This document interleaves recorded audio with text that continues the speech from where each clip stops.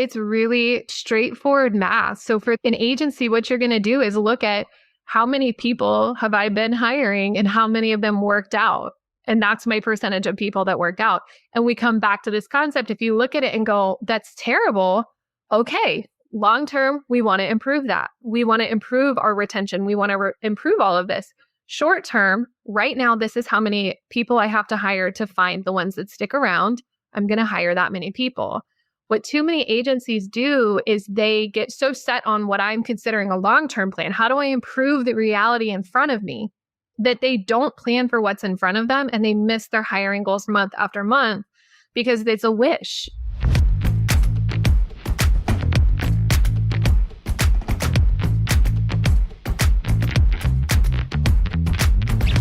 Welcome to another episode of the Home Health 360 podcast, where we speak to home-based care professionals from around the globe.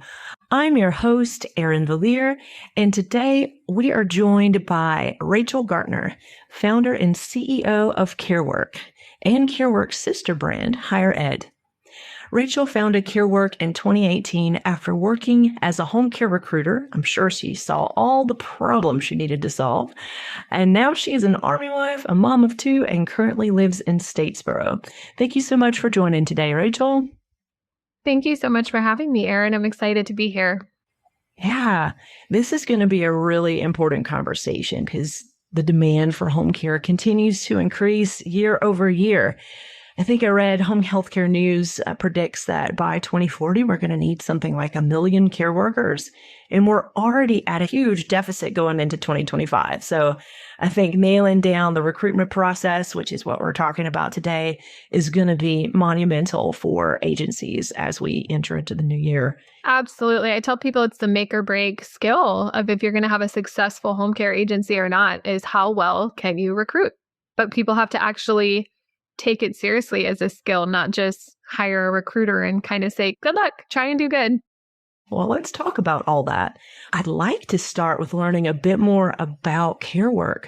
Why did you start the company? What do you provide? Who are your clients? All the stuff. Let's learn a little bit about you both. Absolutely. So my story to starting this business is a funny one. I was planning on applying to medical school or PA school. I was a new mom. I had my daughter, and we found out that my husband, who was a traditional part-time National Guardsman at the time, was going to be deploying, and we had to move really suddenly, and he was on orders, and then he was going to deploy. And in that time, I got offered a job as a work-from-home recruiter for a home care company, and it went really well. I did have the experience I talk about for recruiters that I don't want them to have of, here's an Indeed login, you need to be really nice on the phone. And there wasn't a lot of strategy behind it. There wasn't a lot of data, but it was a really great company. And I got to work with them for a while and really help them grow their recruiting processes. And it became evident pretty quickly that we were really onto something and that it was a repeatable process. And I was really passionate about, I want to start a business to give other military spouses and other people who, for whatever reason, cannot work at a desk 40 hours a week, the same opportunities that I have. And at the same time, I'm a licensed CNA. I had worked in care some. I had applied to work in home care and had a really bad experience with the recruiting process that really scared me that I was not going to be supported as a caregiver.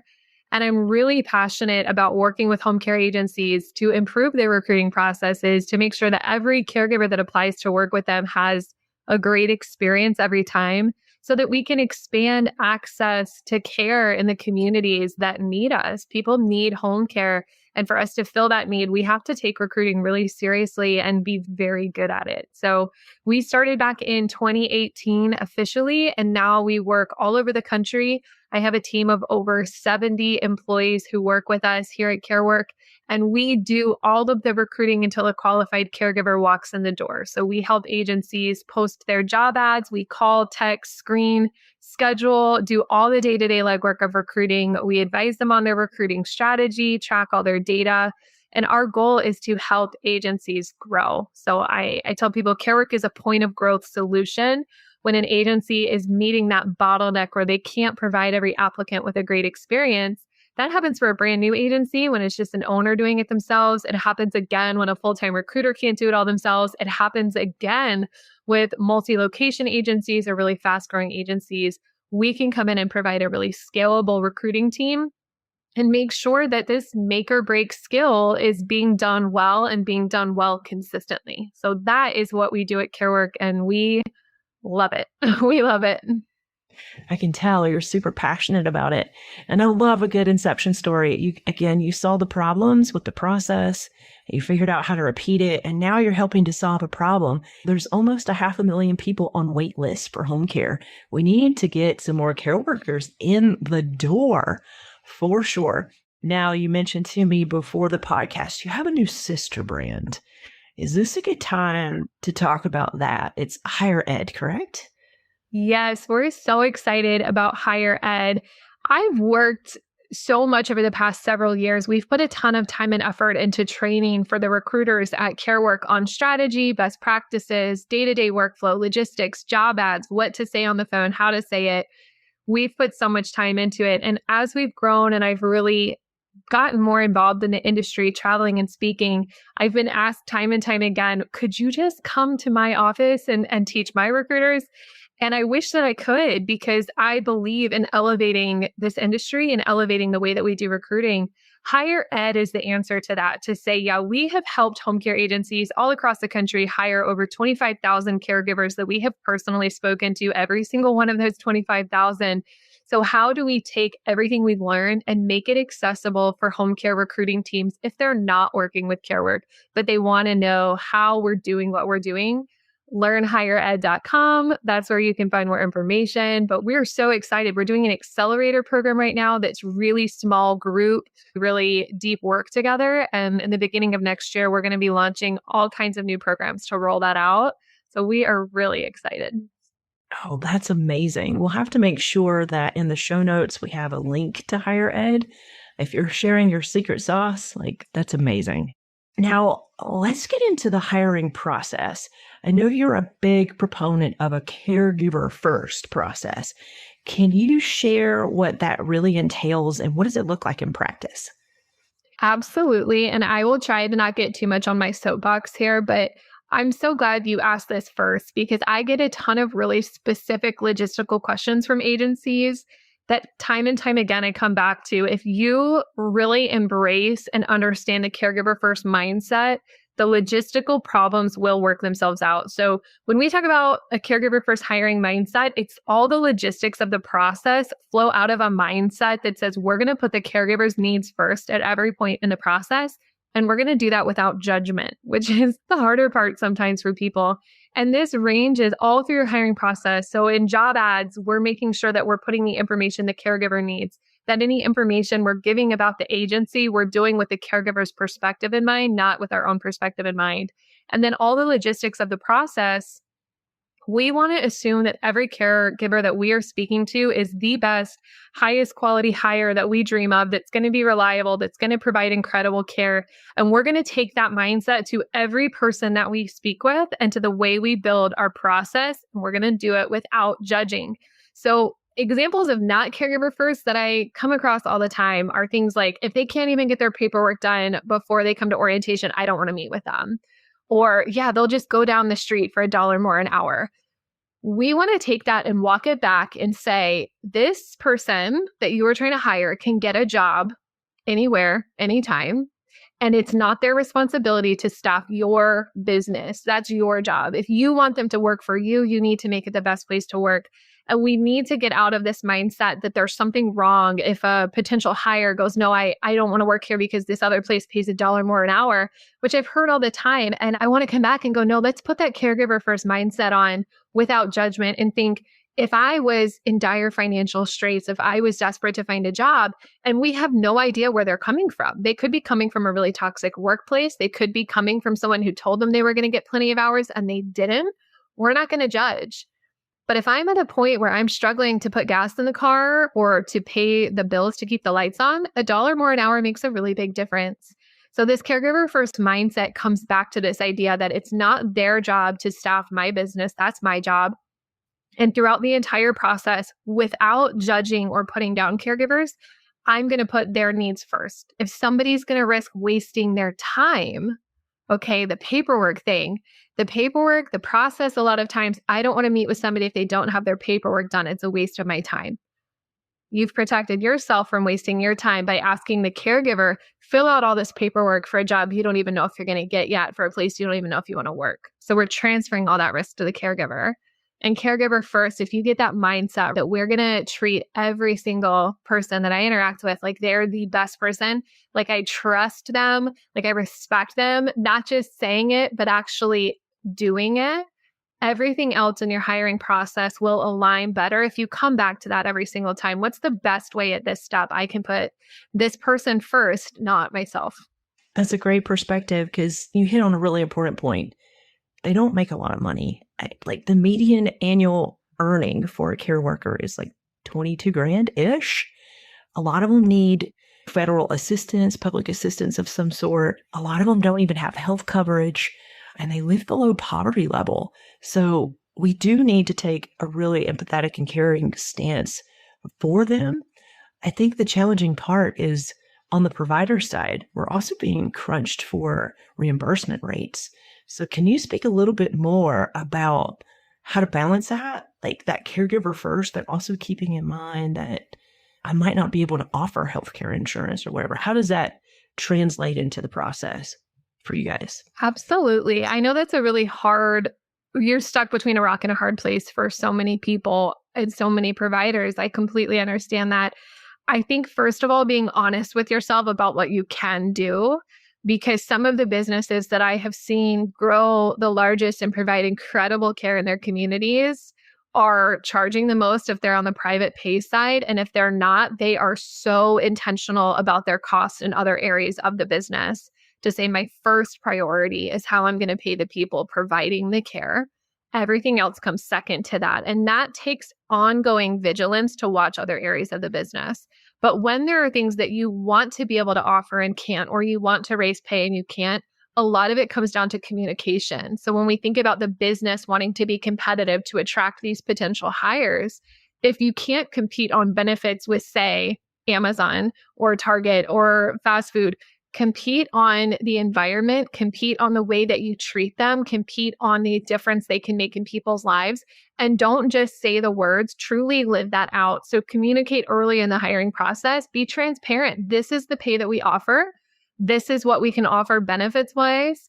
And then make sure that at every step, you're actually living out the culture that you're telling them about. We're going to treat you really well. We're going to work around your schedule. We're going to prioritize your needs. We're going to be upfront with you and compete on that, and then provide them the support they need to provide excellent care, because so many care workers want to provide better care and maybe coming from a situation where they felt like they did not have the support or they had too many patients they were trying to care for at once.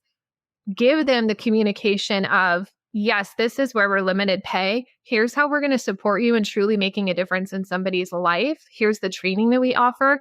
Here's how you can reach out to us if you have questions. Compete in all the other areas that you can and communicate honestly about it. Don't try and be shady and put these like vague statements in job ads. Oh, we offer competitive pay, because you're ashamed. Be upfront about your pay and communicate about the other areas that make this a great place to work.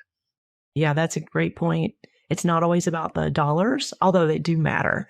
I know that people stay at a company because they love the people and love the culture, self included. I have stayed in places where it's like, why am I working for this dollar per hour amount? But I just loved what I was doing and who I was doing it with so much. That really meant a lot to me in terms of enjoyment of life, right? Let's take this a little bit further. On the provider side, I've run into this myself where you hire a caregiver and they're like, I'll work 24/7, 8 days a week. And then when they actually get into being scheduled, they only want to work the third Tuesday of the month from 4 to 7 p.m. Like, how do you have this caregiver first hiring process while managing the risk of hiring somebody who initially appears very eager, but then they don't follow through on that commitment? I have so many ideas for where we could go with this, but First, I just want to share an overarching principle that I try to encourage people on in recruiting is that we have to have two, I don't want to say modes of attack, but two planning strategies. We have to look, first of all, at the long term. How do I improve this so that over time I am attracting more and more people who will stay with me, who will work the longer hours? That's a long-term strategy. The short-term strategy to ensure you have adequate staffing is how do I recognize the reality in front of me and plan for it? And that's where this concept that I call quality through quantity comes in.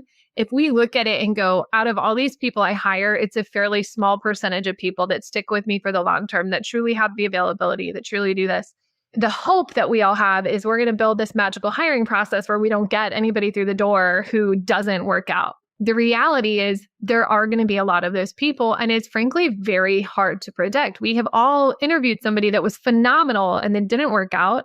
And on the flip side, people who you go, oh, I don't know, I'm going to give them a chance. And then they're the best employee you've ever had. So the quality through quantity comes from this. We can't really predict it early in the hiring process. So to plan as a business, we're going to just factor that in, that we're going to have to get a lot of quantity, a lot of people in the door to find the quality people that do work out.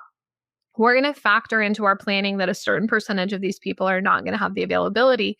And then we're going to build our hiring process so that need for quantity isn't a huge day-to-day burden and time suck for our employees. How do we build a process that says this has to be efficient because we have to get a lot of people through the door to find the right hires? So we start with this long-term, I want to improve by attracting higher quality people. Short-term, I need to plan for what's in front of me, which means I need a lot of quantity to find the quality. I need to build a really efficient hiring process that can support that. Gotcha. So you're planning for a fair amount of attrition because not everybody's going to shake out. Is there a formula, a percentage that you can map your brain around? Yeah, it's really straightforward math. So for an agency, what you're going to do is look at how many people have I been hiring and how many of them worked out. And that's my percentage of people that work out. And we come back to this concept. If you look at it and go, that's terrible. Okay. Long term, we want to improve that. We want to improve our retention. We want to improve all of this. Short term, right now, this is how many people I have to hire to find the ones that stick around. I'm going to hire that many people. What too many agencies do is they get so set on what I'm considering a long-term plan. How do I improve the reality in front of me? That they don't plan for what's in front of them and they miss their hiring goals month after month because it's a wish. I did get 25 people to schedule interviews. If they had shown up, we would have been fine. They didn't. I did get 15 people through orientation. If they would actually work, I would have been fine. Well, they didn't. How many months are we going to do the same thing and go, but next month, if the people who get through orientation are all work out, we'll be fine. That's a long term. Short term, this is what it is. You need to backwards plan your numbers to know your applicant target and plan for your recruiting team and all of that around the reality, even though doing that math can be a little bit depressing. It's not fun to look at those numbers. No, but what's common among the 80% that did not work out? Do you help people diagnose their problem and help them fix it as well? Yes, we absolutely do. And at CareWork, if we're not getting enough people in the door that work out, we lose our customers. So it's personal to us. How do we give them this advice? What's tough is a lot of times people don't like the advice at first. Our best, longest standing partnerships are people who go, wow, I had never thought of it that way, but I'm willing to give it a try. Because what happens is people get so burnt out on that 80% that don't work out that they start building their hiring process to weed out those 80%. And they end up repelling a lot of people that would have been good hires and just went somewhere else. Because they call and go, okay, it's nice to meet. I'm going to send you all this paperwork. And once you get it done, then we can schedule your next step. And then somebody else calls the same person and goes, hey, it's so great to meet you. Can you come in tomorrow morning? We'll do your paperwork together. I'm going to have a coffee ready for you. And the agency that's going, no, don't come in until you have it done. They're building a process to say, I don't want to waste my time on the 80% of people that aren't going to get it done. And the other agency is building their process on, I want to be so friendly. That 20% that is going to work out feels welcomed and invited and cared for. And that's who's going to win out in the end. It's really more of a customer service job than a recruiting job in some aspects, right? Yeah, sales and customer service. So for agencies who are struggling to even get that 80% that's going to not work out, where can you find non-traditional sources for your caregiving candidates? Do you have any advice there? I do. I'm going to start with one that's not at all non-traditional, but is neglected, and that's referral programs. I can't tell you the number of times I've been on a strategy call with an agency and said, "What's your referral bonus?" And they go, "Oh, I know we have one." And they kind of look around at each other. "Do you know what it is?" If you don't know what it is, I guarantee your caregivers don't know what it is. So I would start, first of all, with really well funding a referral program. And the kind of cost target I like to give people is spend twice what you're spending on your cost per hire on online job ads. So if you're running online job ads and your cost per hire there is about $300, spend $600 on your referral program in total, because we know that the retention is so much better for referred caregivers. And then to get creative even with that, I love seasonal pushes for the referral program. So I just spoke to somebody a couple months ago that said, yeah, we do a big referral push. And I think it was September of every year, end of August, early September, with the mindset that they're going to get a bonus at 90 days and they can get it right before Christmas. So they did a whole Christmas themed referral push that can work for sign-on bonuses as well. And then one little last creative thing that we find is really small incentives. Our favorite example is the candy bar at the interview or at orientation. They were asking on a phone screen, "What's your favorite candy bar?" "Oh, that's so great. I'm going to have that for you tomorrow." There are 100 little ways that you can add, even non-expensive ways, to show this care and concern. Start with your referral program all day, every day. Start with your referral program and see if it's actually being used and communicated and tracked and well funded. I think most providers would be best served to start there before trying to get into really off the wall ideas. I think that's great advice. But do you have any off the wall ideas that could also work for people? Yeah, I've seen some really cool ideas to attract walk-ins. So one agency did a March Madness thing where they put out signs in the community that were March Madness hiring. And if you come in, we're going to give you a basketball or something. I think those can be really fun. I love anything seasonal like that. If you can't tell, I love these seasonal ideas that are fun. They attract more attention. Community partnerships can be great. I've spoken to some providers who have great relationships with each other to say, if you get an applicant and they're on the east side of your market too far, you send them my way. And if I get somebody that's too far west, I'll send them your way. So I think the partnerships between different providers are often underlooked. I've worked with people who say, yeah, I have 2 or 3 people that we all know our workers need more hours. And we talk to them and say, hey, if you need another shift, let me talk to some other agencies I know in the area, see if they can get you those. And they work together to retain the employees, but share between them. And then the last one is social media, often underutilized, especially after Facebook jobs went away. But you can create even a local Facebook page to find great jobs in this town and kind of run it yourself, feature other opportunities in the area, but maybe primarily push your business and create resources there that functions to the person coming to the group as, here are some resources if you're looking for work in our town. And then for you as the business, you can share your opportunities frequently and also get feedback. It's a fair amount of work to manage, but it can be really impactful. Those are great recommendations. Thank you so much for sharing. I'm going to pivot just a little bit because I read recently that technology-empowered recruiting and onboarding processes are going to be real crucial for attracting top talent. And I'm already seeing an increased use of automation and some AI tools, but we're in the home care space. It's the people business, right? So I'm curious what your opinion is of the processes that leverage some of that automation and the AI. Like, how can agencies with limited staff use these tools but not lose the personal touch aspect that you've been selling to me this whole time, which sounds appealing? Like, if I'm going to get a candy bar when I go interview, heck yeah, I'm going to show up. No, I love the human connection. And there's data that supports that it's one of the top reasons caregivers choose a job is feeling connected with the recruiter. So our mindset towards AI and automation, first of all, it's very exciting. I've gotten really into AI stuff this year, how we can use it. We're definitely exploring that at CareWork.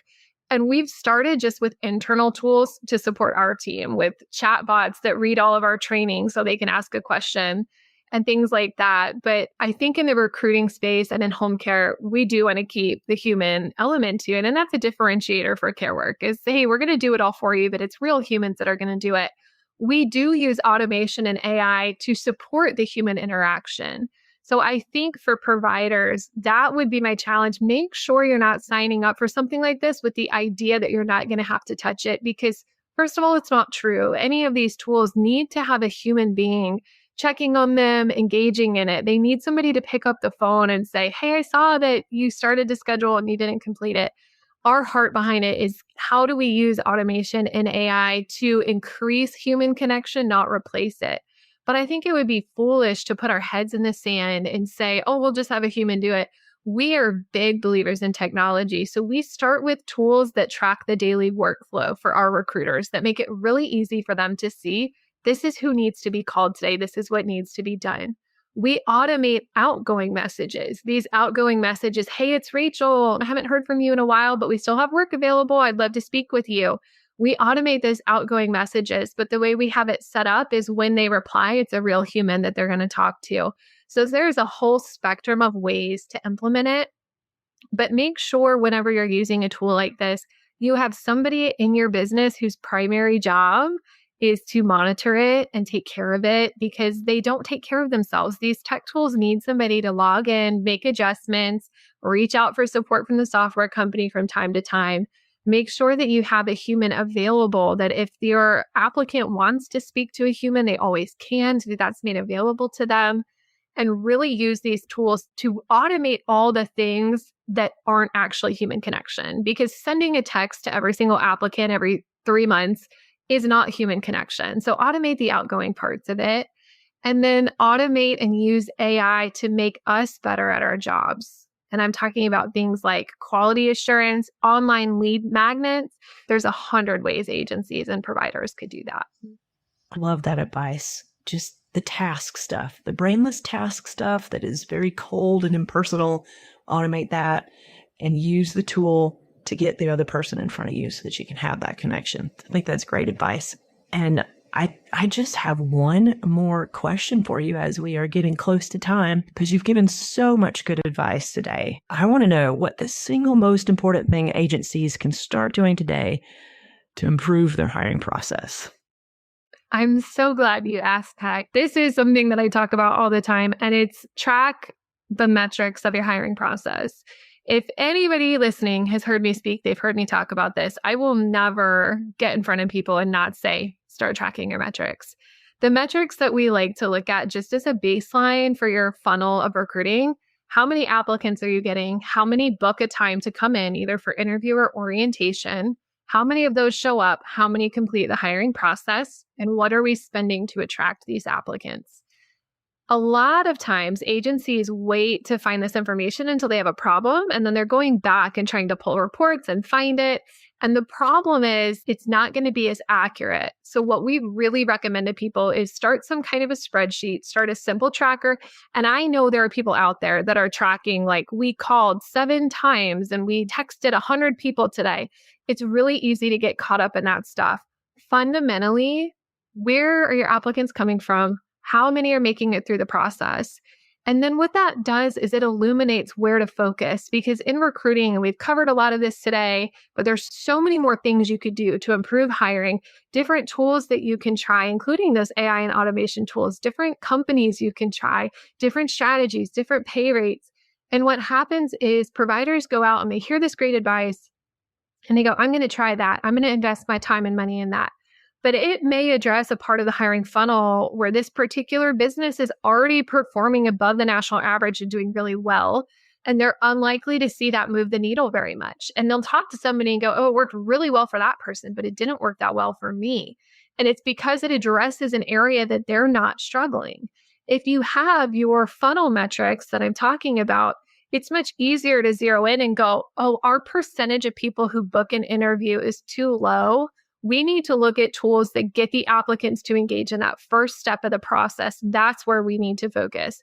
or people are booking interviews, but they're not showing up. We need to focus specifically on getting more people from that to walking in the door. They're not completing orientation. Why not? How can we make it faster, make it better?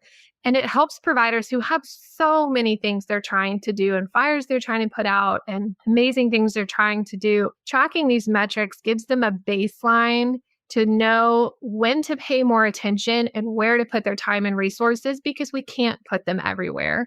And every recruiting tool out there is not for every provider. So tracking the metrics gives them an area to focus on their energy and a baseline so that if things change, they're not going, we used to get 20 people a month. Now we're only getting 10. The recruiter's really bad at their job. Hey, we used to get 20 a month. Now we're getting 10. Where in the funnel did it change? What changes do we make that impacted that metric? That's where we need to focus our time. So data, I like people to track it every week.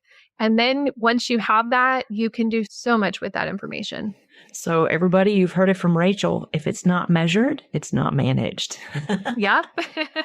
It's fantastic. So Rachel, if folks want to get in touch with you after this, how can they best reach you? Absolutely. We have our website is careworkus.com. You can book a strategy call with us there. You can find all kinds of resources for what we do. And I would encourage people to do that if you want to learn more about CareWorks services, but also just do that if you're like, I don't know what we're doing wrong. I'm not sure if there's a problem. We would love to chat about that with you.